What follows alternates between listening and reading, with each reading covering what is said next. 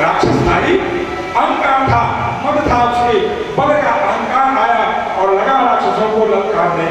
परंतु जो भी देवता मन बनाता उसके उस पराक्रम को देख करके पसीना छूटता हो जैसा है,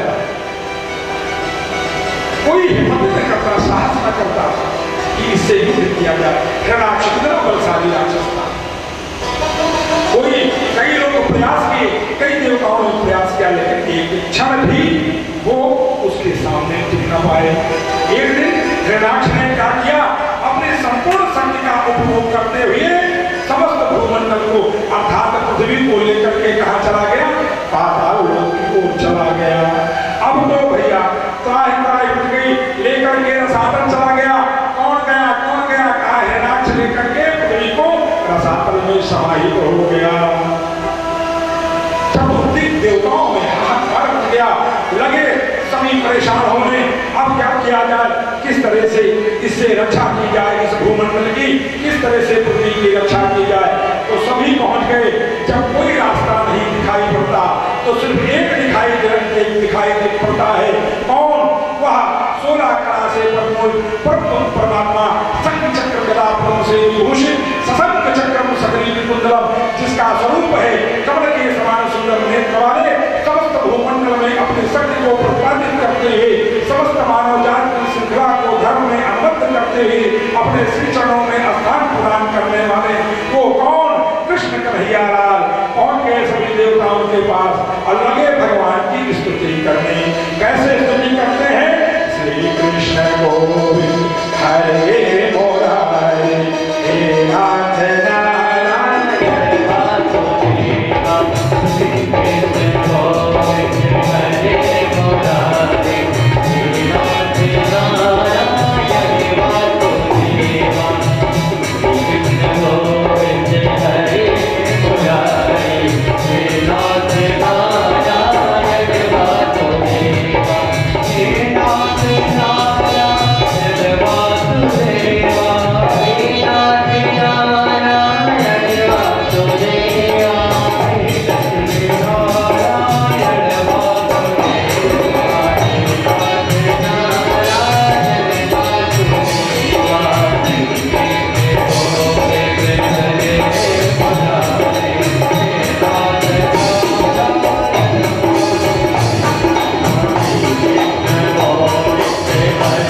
मुरारी, हे नाथ सभी देवता भगवान के सामने पहुंचते हैं और पहुंच करके भगवान का स्मरण करते हैं। वो हिरण्याक्ष जो पौरुष में सर्वश्रेष्ठ है, बल में सर्वश्रेष्ठ है, वो समस्त भूखंड को पृथ्वी को लेकर के साथ चला गया और कहते हैं पकड़े लो हाथ बनने वाली, पकड़े लो हाथ बनने वाली, नहीं तो लो बना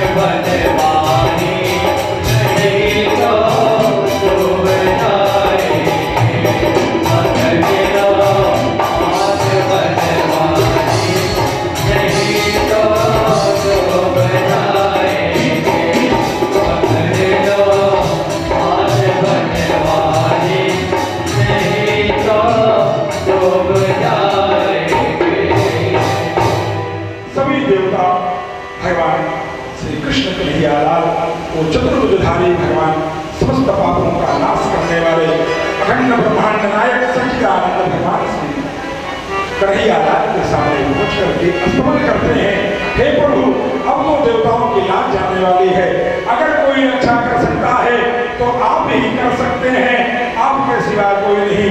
भगवान ने अपना ध्यान एकाग्र किया और कहा बताइए क्या चाहते हैं। कहा वो हिरण्याक्ष पृथ्वी को लेकर के रसातल में चला गया है, कैसे निकाला जाए, कैसे पृथ्वी को बचाया जाए। भगवान ने कहा गजब कर दिए भैया, कहा कोई बात नहीं है, चिंता मत करो, मैंने अगर कृष्ण बन करके मक्खन खाया है, राम बन करके कंदमूल फल खाया है, तो मैं सुअर बन करके कीचड़ से उस पृथ्वी को भी निकालने के लिए तैयार हूं।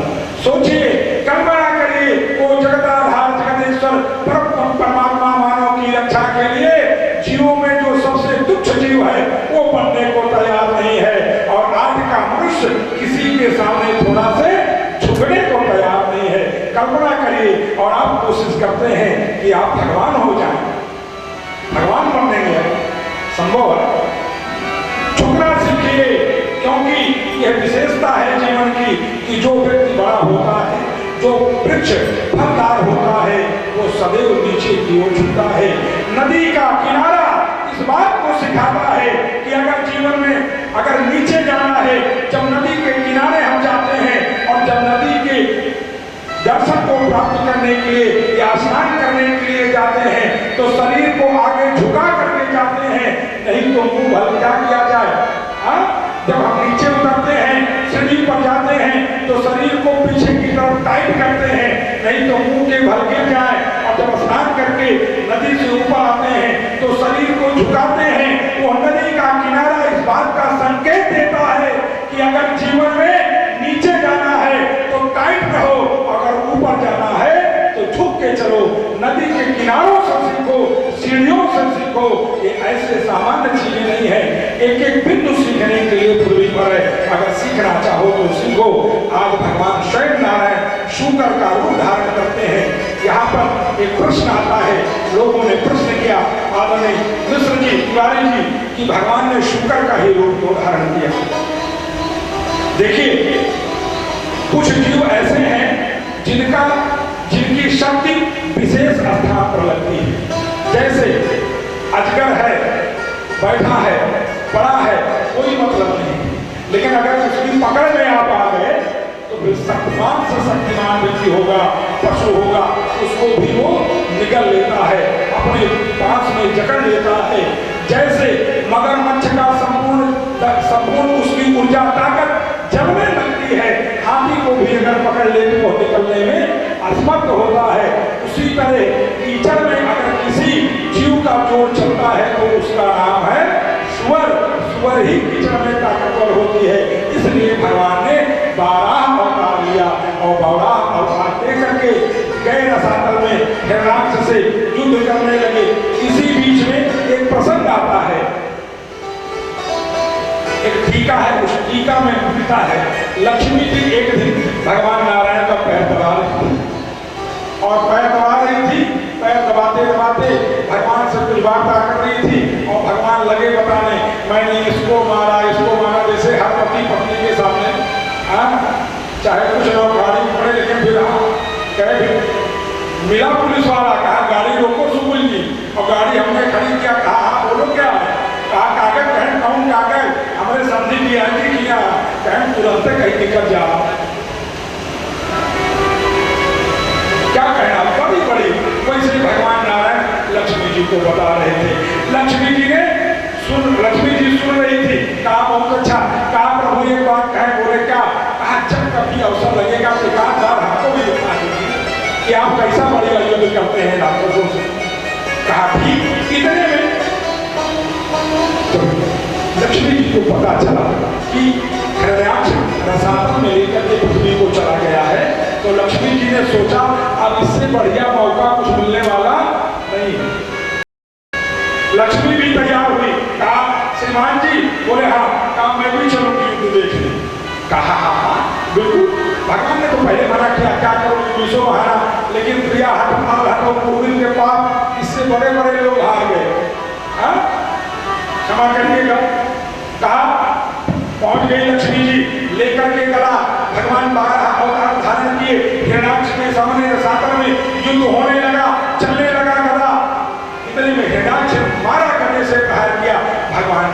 हाथ से गदा छूट गई।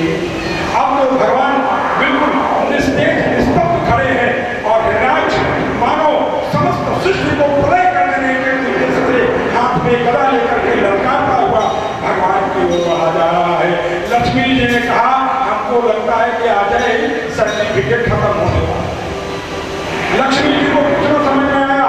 लक्ष्मी ने सोचा कहीं ऐसा न हो कि ये भगवान के ऊपर हमारे पति के ऊपर स्वयं नारायण के ऊपर प्रहार कर दे। उनको कुछ न समझ में आया। उन्होंने भगवान शिव का ध्यान किया, शंभू का। जब दुनिया में सब असंभव तो सिर्फ एक है जो सब संभव करता है, उसका नाम है शंभो। इसीलिए शंभो कहा जाता है। शंभो जो बराबर करते सबको, उसी का नाम शंभो। तुरंत स्मरण किया, तुरंत लक्ष्मी जी ने हाथ जोड़ा, शंकर भगवान की प्रार्थना की, मेरे पतिदेव की रक्षा करिए। आज तो ये राक्षस लगता है इनके प्राणों का अंत कर देगा। तुरंत हाथ जोड़ी और कहा जय शंभुनाथ दिगंबरम करुणाकरं जगदीश्वरं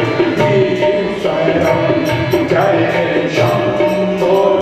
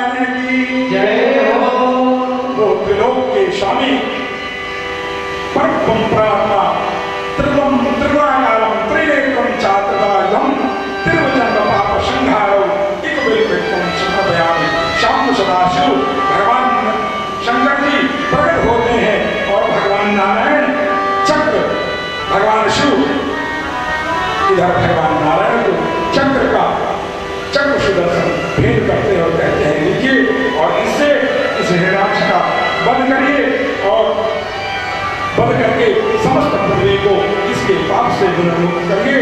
इस तरह से भगवान नारायण उस हिरण्याक्ष का वध करते हैं और वध करके समस्त उस भूमि को, उस पृथ्वी को अपने सिंध पर रख करके और पृथ्वी को रसातल से लेकर के ऊपर आते हैं और जितने देवता देवी थे लगे पुष्पों का वर्षा करने और भगवान श्री नारायण का स्मरण करते हुए जय जय घोष करते हैं। बोले बारह अवतार भगवान की जय हो।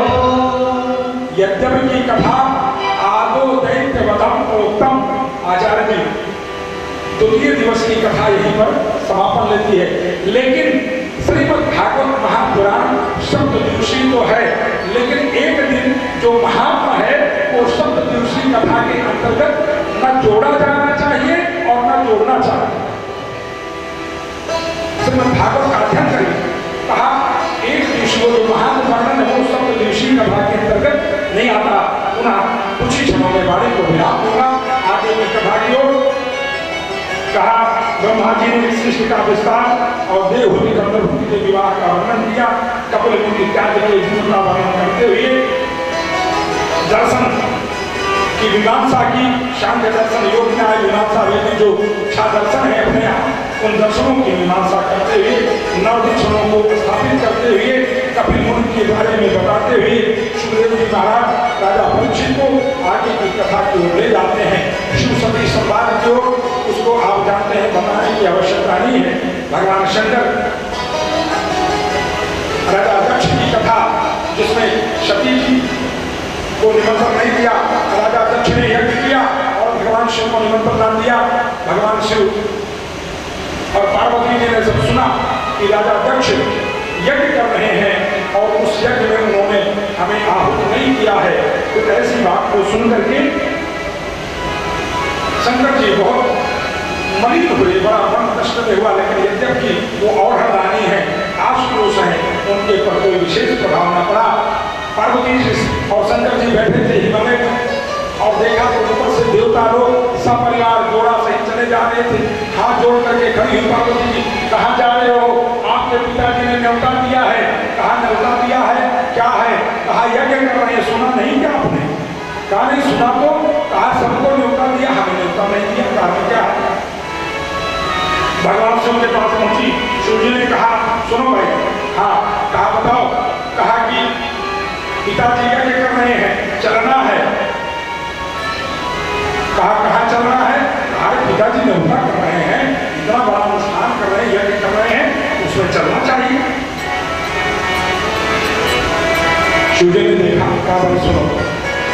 कहा जो व्यक्ति बिना न्योता के जाकर के भोजन करता है वो अगले जन्म में कौवा होकर के पैदा होता है, कौवा। कहा इसलिए पार्वती जी तुमको अगर जाना हो तो तुम चले जाओ, लेकिन मैं नहीं जाऊंगा, उसको ध्यान रखो। पार्वती ने बार बार आकर किया, लेकिन भगवान शंकर ने कहा नहीं तुम भी मत जाओ। पार्वती जी स्त्री कुल की, अच्छा स्त्रियां भैया जन्मना चतुर होती है, भगवान इनको स्वतः में जितना हम आप पढ़ के बुद्धि अर्जित करेंगे उतना भगवान इनको पहले से कोष में देके भेजते हैं। जाओ। अच्छा आप बताओ तिवारी जी, आप कक्षा 1 पढ़े, 5 पढ़े, वकील साहब MA किए, BA किए, LLB किए, तब जाकर के बैरिस्टर बने, लेखपाल साहब तब जाकर के लेखपाल बने, तब जाकर के आचार्य जी बने, इतना पढ़े लिखे अध्ययन किए और इस साल बाद भूमि नहीं कि घरे आई तो मास्टर आप है तो मास्टर आएंगे एक मिनट, वकील है तो वकील आएंगे एक मिनट। खपटा भगवान की कृपा से तुरंत पार्वती ने भगवान को कहा सुनिए, कहा मेरे पिताजी यज्ञ कर रहे हैं और मैंने वेदों में शास्त्रों में पढ़ा है। बोले क्या? कहा 4 जगह बिना न्योता के भी जाना चाहिए। कहा 4 जगह बिना न्योता के? कहा हाँ बिल्कुल, निमंत्रण न आवे तो भी जाना चाहिए। कहा कहाँ? कहा एक तो पिता के घर, पिता के घर, गुरु के यहाँ, गुरु जी के यहाँ अगर कोई यज्ञ अनुष्ठान हो रहा है, आपको निमंत्रण नहीं आया, आप तुरंत जाइए। पिताजी आपके अगर घर में कुछ अनुष्ठान यज्ञ निमंत्रण कर रहे हैं, भोज कर रहे हैं, आप जाइए, कोई पाप लगने वाला नहीं है। आश्रम में और धर्म स्थानों पर यहाँ पर निमंत्रण का इंतजार करना नहीं चाहिए। भगवान शंकर ने कहा जब प्रश्न कर रही हो और उत्तर भी है तो देर किस बात की? कहा नहीं आप चलिए, साथ में व्यवस्था करिए चलने की। शंकर जी ने कहा मैं कुछ नहीं करूंगा। कहा कुछ नहीं? कहा कुछ करिए चाहे नहीं। अभी लालगंज से वकील साहब भूषणनाथ जाना है इन लोगों को और कहिए कि ऐसा है कि चलो भाई चौराहा से टेम्पो मिलेगा, तो फिर देखिए अब इतनी दूरी घामे में हम पैदल, और आप कह दीजिए कि बस चलना है तुम्हारे मायके और मायका संग्रामगढ़ में हो तो ये कैसी मुड़े धरे पैदल कहाँ करेंगे दूरी है? चलो ये मोह होता है नैहर का स्त्रियों में। पार्वती ने कहा कुछ चिंता मत करिए, मैं स्वयं चली जाऊंगी। पार्वती ने सब कुछ अपना इकट्ठा किया और पार्वती जी पहुंच गई। और पहुंचने के बाद जब घर में प्रवेश किया तो देखा सब यज्ञ हवन इत्यादि प्रारंभ था। माता पार्वती की मां ने देखा, मां भी नहीं बोली, किसी ने बात ही नहीं किया। अंत में एक बहन थी, उसने किसी तरह बुला करके बिठाया, जल जलपान इत्यादि कराया। और जब यज्ञ शुरू हुआ तो इंद्राय स्वाहा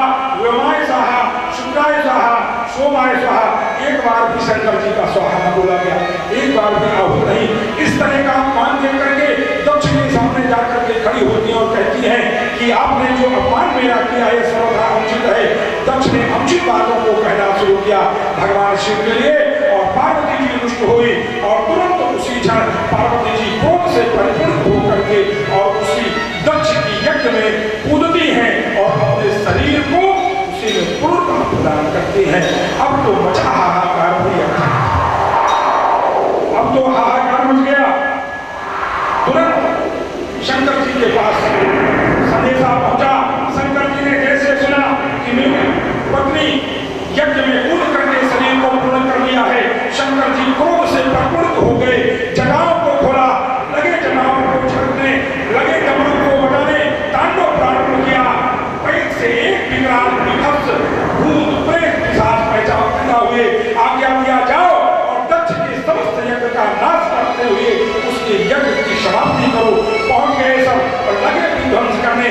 जितने आचार्य महात्मा ये बैठे, जितने देवता थे सुपुत्र मध्य लगे सरकार करके जोगने।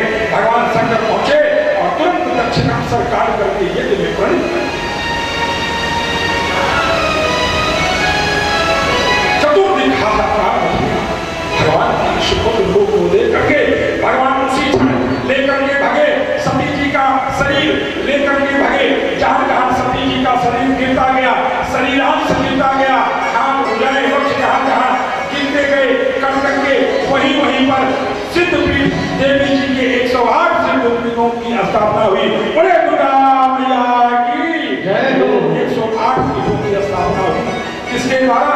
पार्वती जी के शरीर अंश गिरने के कारण। इस तरह से विभिन्न प्रकार की बातों को फिर अंत में शिव जी का क्रोध देवताओं ने शांत किया। शांत करने के बाद पुनः भगवान शिव आते हैं और आने के बाद पुनः दक्ष जी को निमित्त करते हैं। कथा को आगे ले चलना है, कथा को पूर्ण भी करना है, समय ज्यादा हो रहा है।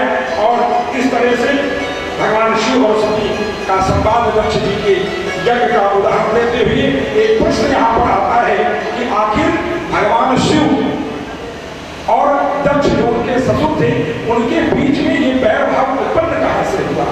इसका कारण क्या था?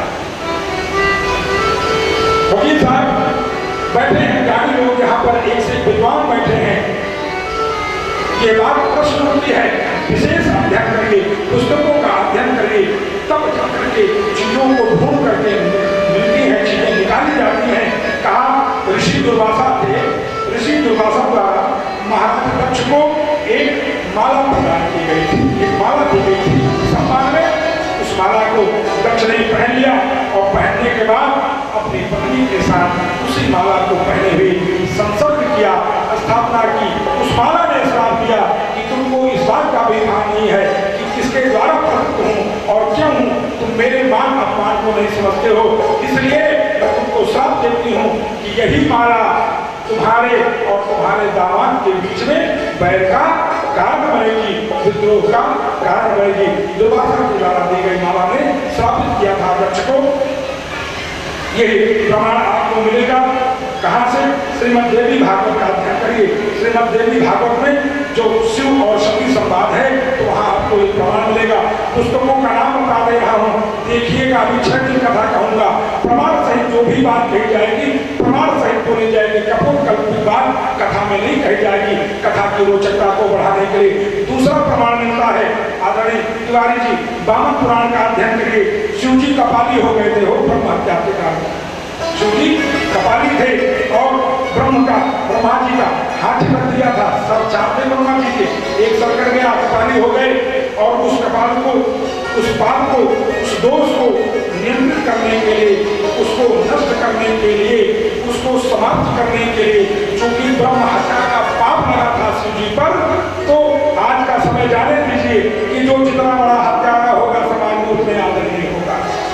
आज जो अपराधी हैं वो खासकर नियंत्रण इसलिए पाते हैं कि वो सुकुल जी के द्वारे बैठा हाथ पानी देख रहा है, अरे सुकुल जी तो बच्ची नहू से आए।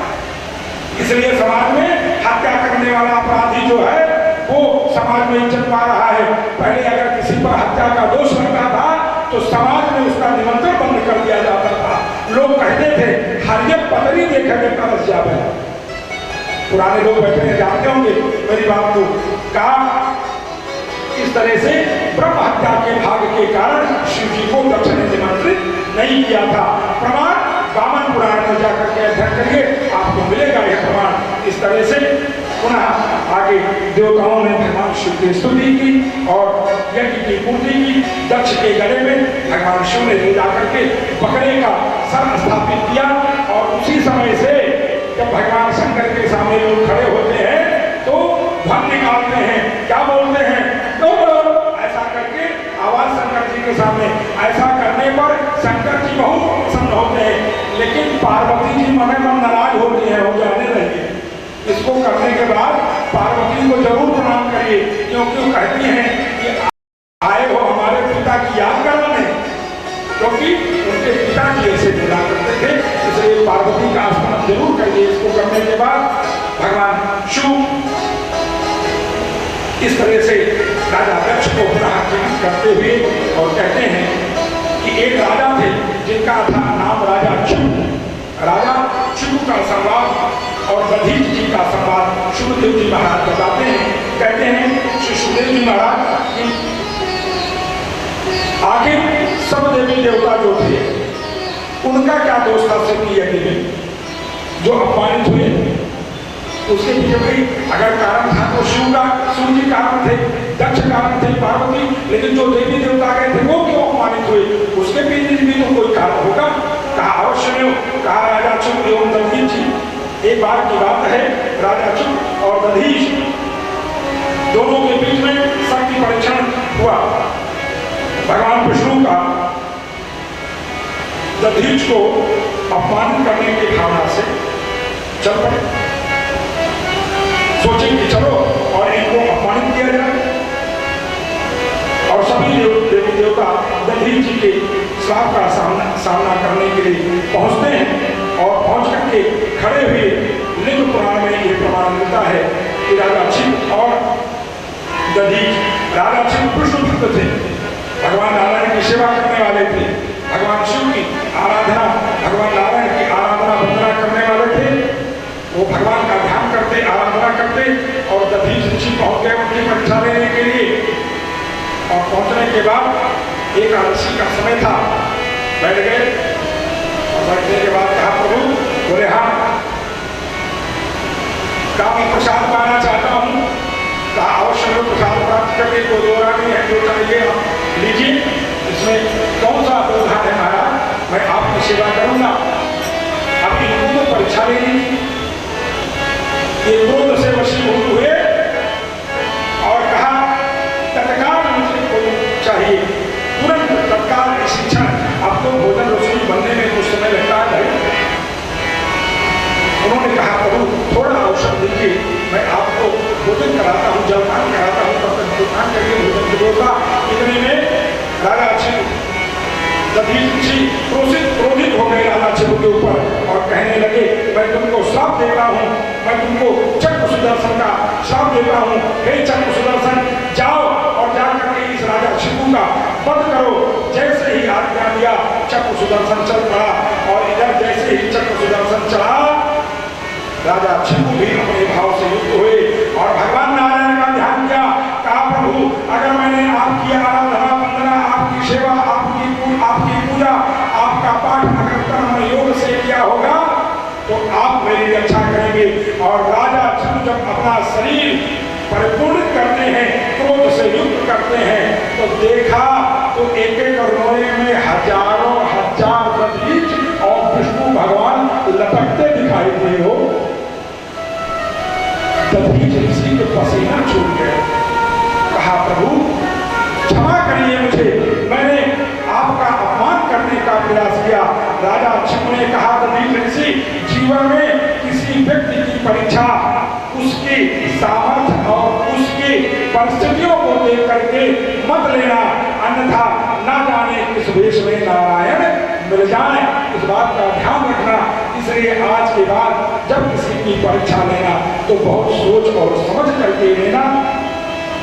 इस तरह से राजा चिब और दधीच का वर्णन करते हुए लिंग पुराण का उदाहरण देते हुए तुरंत बताया। आगे कथा आती है ध्रुव जी के चरित्र की। ध्रुव के चरित्र के बारे में क्या बताया, आप लोगों ने बहुत सारी कथाएं मंचों पर बहुत सारे व्यासों के द्वारा भगवान की पवित्र वाणी कथा को सुना और ध्रुव किस तरह से भगवान के परम पद को प्राप्त करता है। वो माँ पिता की गोद में बैठता है और उसकी माँ जो सौतेली माँ थी हाथ पकड़ के झपकती है और कहती है कि हे पुत्र, अगर तुझे पिता की गोद में बैठना था तो मेरी गोद से जन्म लेता, मेरे उदर से जन्म लेता, तब इस पिता की गोद में बैठने का तुझको अधिकार था। और इस तरह से हाथ पकड़ के झपकती हुई ध्रुव को पिता की गोद से उतार देती है और वह ध्रुव रोता हुआ माँ के पास जाता है और कहता है, माँ इस तरह से मेरे साथ व्यवहार किया। माँ ने शिक्षा दी, इसीलिए कहा गया, उसी समय से ये बात कही गई कि किसी भी बच्चे की प्रथम पाठशाला उसकी माँ हुआ करती है।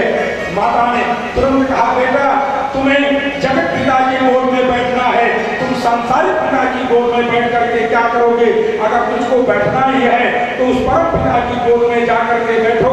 जैसे ही माँ ने उस बालक को समझाया, ध्रुव को समझाया, ध्रुव तुरंत जंगल की ओर जाता है और जाकर के परम पिता परमात्मा की आराधना, उनकी स्तुति करते हुए भगवान के परम पद को प्राप्त करता है। भगवान स्वयं प्रकट होते हैं ध्रुव के सामने और कहते हैं, मां बेटा तुझे क्या चाहिए? ध्रुव कहता है, प्रभु मुझे कुछ न चाहिए, सिर्फ मुझे आपका सानिध्य, आपका स्नेह, आपका प्रेम चाहिए। इस भाव से युक्त होकर के भगवान आशीर्वाद देते हैं और कहते हैं, जाओ आज से मैं तुम्हारे लिए एक अलग लोक की स्थापना करता हूँ। उसी क्षण से भगवान नारायण ने ध्रुव लोक की स्थापना करके ध्रुव को अलग पद प्राप्त कराया। कहा जैसे स्वर्ग लोक, जैसे देवताओं का लोक, जैसे इंद्र लोक, उसी तरह ध्रुव लोक भी आज से होगा। और उसी समय से ध्रुव को भगवान ने परम गति दी। आगे चल के राजा पृथु का वर्णन मिलता है। राजा पृथु के बारे में बताया, क्योंकि अत्यधिक समय होने के कारण कथा को मैं खींचने की ओर हूँ, नहीं तो बड़ा विस्तार से प्रसंग है। इसीलिए राजा पृथु की कथा कहा। राजा पृथु बहुत ही धर्मनिष्ठ राजा थे, धर्म को मानने वाले, ईश्वर पर विश्वास करने वाले। राजा पृथु को जो क्या पता चला कि धरती, संपूर्ण धरती जो है वो उर्वरा शक्ति खत्म करती है, सारी उर्वरा शक्ति उसकी समाप्त हो चुकी है। तो राजा पृथु ने धनुष बाण लेकर के गौ स्वरूपा पृथ्वी का पीछा किया एवं धरती को हाथ जोड़ करके खड़ा होना पड़ा राजा पृथु के सामने। राजा पृथु ने प्रश्न किया पृथ्वी से, तुमने उर्वरा शक्ति को क्यों छीन लिया? क्या कारण है कि पृथ्वी पर अन्न का दाना उत्पन्न नहीं हो रहा है, सस्य श्यामला ये वृद्धि नहीं हो रही है, बंजर होता जा रहा है समस्त भूखंड, इसके पीछे कारण क्या है? तो हाथ जोड़ करके खड़ी होती है पृथ्वी और कहती है कि प्रभु पाप बढ़ जाने के कारण, अधर्म बढ़ जाने के कारण ऐसा कर रही हूँ। बोले कैसे ठीक होगा? कहा आप गाय के दूध को दूह करके और उसका छिड़काव समस्त पृथ्वी पर करें तो मैं पुनः सस्य श्यामला हो जाऊंगी। और सामान्य गाय नहीं, भगवान पृथु ने क्या किया? कहा धर्म को बछड़ा बनाया, धर्म को बछड़ा बनाया, भक्ति को गाय में परिणत किया और वो दूहन करके क्या किया? गाय के दूध को लेकर के समस्त पृथ्वी पर जब छीटा तो ये पूरा पृथ्वी, धरती पुनः सस्य श्यामला हो गई। इसी से पहाड़ों को तोड़ करके समतल किया गया, धरी भरी हुई धरती और पुनः इस पर धान्य सब कुछ मनुष्यों को प्राप्त होने लगा, सब भोग प्राप्त होने लगा। इस तरह से राजा पृथु के द्वारा इसका प्रथनन करने के कारण पृथ्वी का, धरती का एक नाम पृथ्वी पड़ा, क्योंकि राजा पृथु ने इसका प्रथनन किया, अर्थात इसको संकलन किया। अगले क्रम में पुरंजन इत्यादि का व्याख्यान। कहा पुरंजन कोई और नहीं है, इस शरीर में विद्यमान जो इंद्रियां हैं, जो हमारे शरीर में 10 इंद्रियां हैं, वही पुरंजन का काम करती हैं। इस तरह पुरंजन का व्याख्यान करते हुए आज के श्रीमद् भागवत महापुराण का अंतिम चरित्र भरत चरित्र बस 10 मिनट में वाणी को विराम। भरत का चरित्र कहते हैं। कहा सुखदेव जी महाराज राजा परीक्षित से, अब मैं आपको भरत का चरित्र बताता हूँ। ये वो भरत नहीं है जो राजा दशरथ के यहाँ जन्म लिए, ये भरत है श्रीमद् भागवत महापुराण के। कहा ये राजा भरत पूर्व जन्म में एक राजा थे, जिनसे प्रेमक नाम की अग्नि के ऋषभ और ऋषभ देव से अघोर भरत, ये क्रम है इनके जीवन का। कहा इस तरह से उनके वंश का विस्तार किया। वंश का विस्तार करते हुए कहते हैं, भरत जी जंगल में आश्रम बना करके रहते थे। इनको राजपाट से कोई लेना देना नहीं था, इनकी परंपरा में था, आज परिवार से थे। लेकिन प्रेमक कौन नहीं जानता प्रेमक को, अग्नेत्र को, ऋषभ को, ऋषभ के पुत्र भरत जंगल में कुटी बना करके रहते थे। खूब तपस्या करें हो, खूब तपस्या करें, किसी तरह का जीवन में कोई बैर भाव नहीं किसी से। जितने पशु पक्षी थे वो सब भी यहाँ रहा करते थे। कितने कुछ तोड़ के वो ऋषि थे, संत थे, ईश्वर की आराधना करने वाले थे। एक दिन भरत जी अपने आश्रम में बैठे थे, इतने में एक गर्भवती हिरणी नदी के उस पार, एक नाला था, नाले के उस पार चल रही थी, घास के कोपल को खा रही थी। तब तक एक सिंह ने देखा और गर्जना करके दौड़ा उस हिरणी की ओर, और जैसे हिरणी की ओर गर्जना करके दौड़ा, हिरणी सोची कि अब तो मार ही जाऊंगी, मैं मर जाऊं कोई बात नहीं है। वो गर्भ से थी, उसने सोचा जिसने अपनी दुनिया नहीं देखी वो भी मर जाएगा। इसी बात को सोच करके वह गर्भणी हिरणी नदी उस नाले को कूदती है, और जैसे ही छलांग लगाया, अत्यधिक पौरुष लगा देने के कारण, शक्ति लगा देने के कारण उसके गर्भ से बच्चा उस नाले में गिर पड़ा और हिरणी उधर गिरी और तुरंत प्रदेश पर अपने प्राणों को छोड़ दिया। अब वो बच्चा जैसे गिरा, भरत जी की दृष्टि पड़ी और दौड़ करके नाले में गए और उस बच्चे को निकाल लाया। हिरणी के बच्चे को, शाम को नवजात शिशु था, खूब बढ़िया नहलाया, खूब बढ़िया हो दूध पिलाया उसको, निप्पल ले जा करके बढ़िया लगा करके चुप चुप चुप चुप चुप चुप वो हिरणी का बच्चा दूध पिए, चंदन लगावे अपने तो उसके भी लगावे, जब राम राम जपे तो वो भी राम राम जपे मुझसे। जब भगवान की भक्ति में मगन होकर के नृत्य करे तो हिरणी भी, वो हिरण का बच्चा भी नाचे। अर्थात भरत जी का मन धीरे धीरे उसी हिरणी के बच्चे में आसक्त हो गया, इतना प्रेम करने लगे कि बिना उसके रह ही न पाए। अब तो भैया समय बीतता गया, समय बीतता गया। कहा गया है कि दुनिया में सब कुछ ठीक है, लेकिन जाति मोह बहुत बड़ा मोह होता है उसके साथ। जाति का जो मोह होता है, एक दिन भरत जी अपने आश्रम में बैठे थे, हिरणी का बच्चा भी बैठा था, इधर उधर घास को चल रहा था। इतने में एक हिरणों का झुंड निकला, उसने अपने जाति के जीवों को देखा और हिरणी का बच्चा भी उसी में चला गया। और जब वो चला गया तो इधर भरत जी जब शाम हुई तो लगे हिरणी के बच्चे को खोजने। हाय हिरणी के बच्चे, हाय हिरणी के बच्चे, कहाँ चले गए मेरे लाल? तुझको कौन नहलाएगा, कौन दूध पिलाएगा, कौन चंदन लगाएगा? हाय हाय हाय हाय करते हुए भैया क्या कहें, आसक्त हो गए उसी में। का इस संसार में गीता में एक श्लोक आता है, आदरणीय तिवारी जी ध्यान रखिएगा जीव, कि आप जितने लोग बैठे हैं ये गीता का श्लोक है, मैं नहीं कह रहा हूं। आप जिसका चिंतन करते हुए प्राण त्यागेंगे ना, अगले जन्म में वही शरीर आपको प्राप्त होगा। इसलिए कहा गया कि जीवन में जब शरीर का परित्याग करिए तब भगवान नाम का संकीर्तन हो, आपके मुंह से नाम जरूर निकले। नहीं तो गीता कहती है यं स्मरणं भावं तजन्ते तत् कलेवरम तम तमैवेतिकं ते सदा भाव भावितः। भगवान श्री कृष्ण कहते हैं आप जिसका चिंतन करते हुए बुरे शरीर का परित्याग करेंगे, अगले जन्म में आप क्या होंगे, वही होकर के पैदा होंगे। मैं नहीं कह रहा, गीता का श्लोक कहता है यं स्मरणं भावं तजन्ते तत् कलेवरम तम तमैवेतिकं ते सदा सद्भाव भावितः। अब तो भैया क्या कहना, भरत जी लगे दुखी होकर के उन्होंने शरीर छोड़ दिए, पुनः मृगी के रूप में हुए, मृगी के जीवन में फिर शरीर छोड़ा, शरीर छोड़ करके क्या हो गए, फिर मनुष्य के रूप में जन्म लिए और इस बार एक गृहस्थ के यहाँ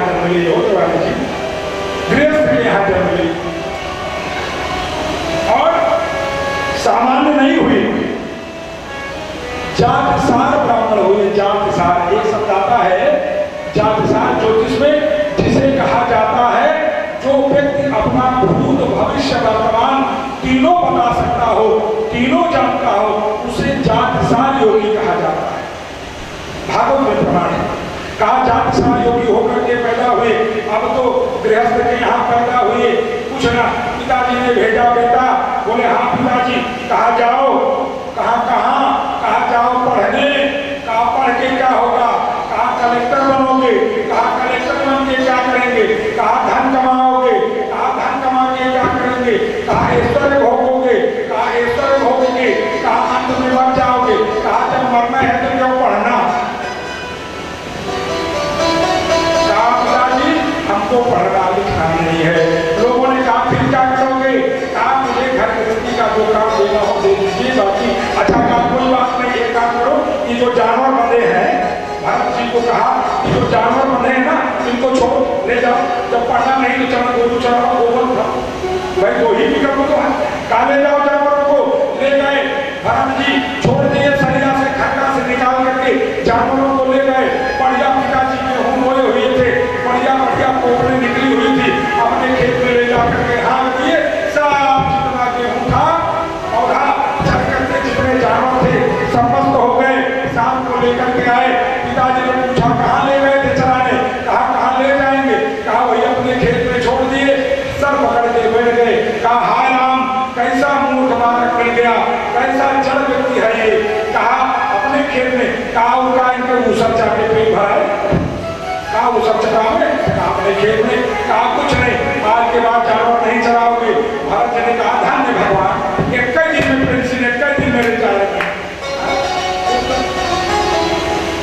काफी अब क्या करना है, कहा अब जाओ जो बाजरा जो नदी इत्यादि का की फसल लगी है जाकर के उसमें चिड़िया उड़ाओ, जाओ जाओ, घर में नहीं रहना है। और पहुंच गए खेत, खेत के मेले में बैठ गए और कहने लगे राम के चिड़िया राम के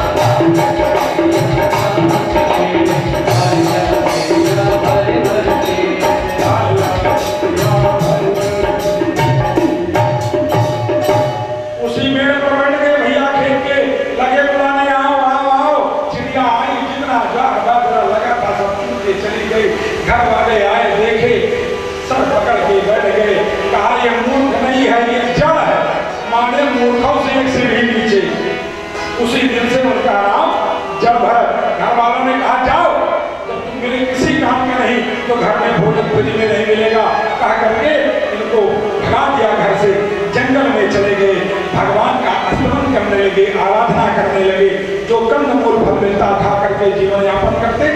एक दिन रघुगण की पालकी चली जा रही थी, एक कुम्हार, 4 कुम्हार लगे हुए थे पालकी में, एक कुम्हार किन्हीं कारणों से बीमार हो गया। कुम्हारों ने इधर उधर देखा, राजा रघु ने पूछा क्यों पालकी नहीं आगे बढ़ रही है, महाराज ये कुम्हार बीमार हो गया, इधर उधर देखो कोई है, तब देखे तो यही जल भरत जी बढ़िया मोटे तगड़े बैठे हुए थे। कहा महाराज एक आदमी का बुलाओ, शुरू बुलाया, कहा चलो मेरी पालकी, अब राजा की आज्ञा कौन न माने, राजचित दयुचित, तुरंत भरत जी लगा दिए कंधा, चलने लगे। और जब चले तो जितना चींटी माता दिखे भैया बचते बचाते चले, पालकी इधर हो उधर हो इधर हो। राजा रघु ने अंदर से डांटा, क्या नारायणी करते हो, इसी तरह पालकी चलाई जाती है। कुम्हारों ने कहा महाराज मेरी कोई गलती नहीं है, ये जो नया नया कुम्हार आया यही देखो क्या क्या कर रहा है, काई चींटी माता बचाते हुए चल रहा है। राजा रघु धार्मिक राजा थे, उन्होंने कहा रुको रुको, पालकी रुको, तुरंत पालकी होगी। अरे कहा ये सामान्य व्यक्ति नहीं है, कहा ये कोई सामान्य नहीं है, ये जो चींटी और माटे पर भी, चींटे पर भी इतनी दया रखता हो वो सामान्य पुरुष नहीं हो सकता है। दौड़ करके राजा रघु चरणों पर गिर पड़े और लगे हाथ जोड़ करके प्रार्थना करे, प्रभु परिचय दीजिए आप कौन हैं। तब राजा रघु कहते हैं क्या बताऊं। तब राजा भरत कहते हैं मैं क्या बताऊं राजा से।